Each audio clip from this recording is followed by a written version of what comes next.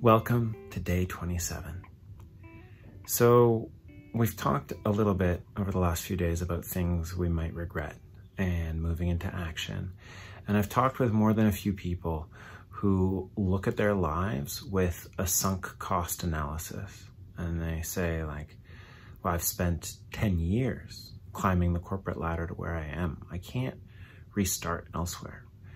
And I want to offer a little bit of perspective from this book, one of the most important books, probably the most important book to me that I have ever read. And in it, it's How Will You Measure Your Life?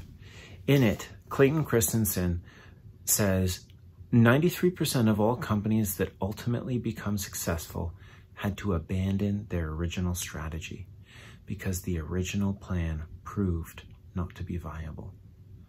So that's really interesting. It means that those companies that exist past 3 years had to pivot and still had enough money when they pivoted to figure out a new strategy that worked.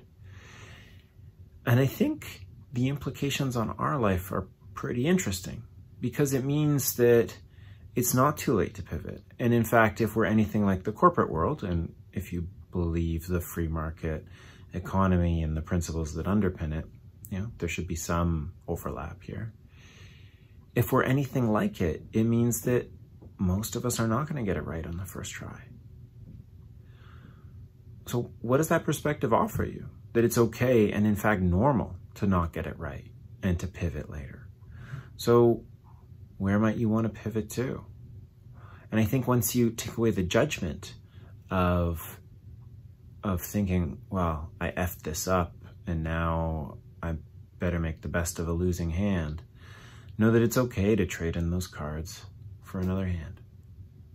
Anyway, I hope you're well, and please let me know how it's going.